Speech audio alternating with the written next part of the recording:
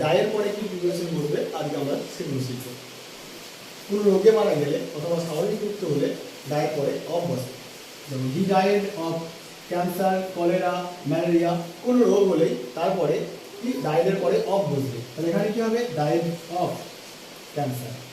He died of old age, বয়সের কারণে, বয়স হয়ে গেছে সে কারণে মারা গেছে, এটা স্বাভাবিক মৃত্যু, তাই এরপরে ডায়েডের পরে কি বসেছে? অফ বসেছে। যদি কোনো আঘাত অথবা কি কোনো অ্যাক্সিডেন্ট বা কোনো কাজের ফল স্বরূপ মারা যায়, সেক্ষেত্রে কি হয়? ডায়েড ফ্রম হয়। এখানে কি আছে? উন্স, এখানে কোনো ক্ষত অথবা কি হবে? আঘাত, সেক্ষেত্রে কি হচ্ছে? ডায়েড ফ্রম হয়।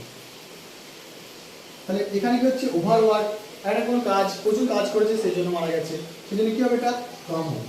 অথবা ওভার ইটিং, প্রচুর খেয়েছে তার ফলে মারা গেছে, অর্থাৎ কি কোনো কাজের ফলস্বরূপ সেটা ব্যাড এফেক্ট এবং সেই জন্য মারা গেছে।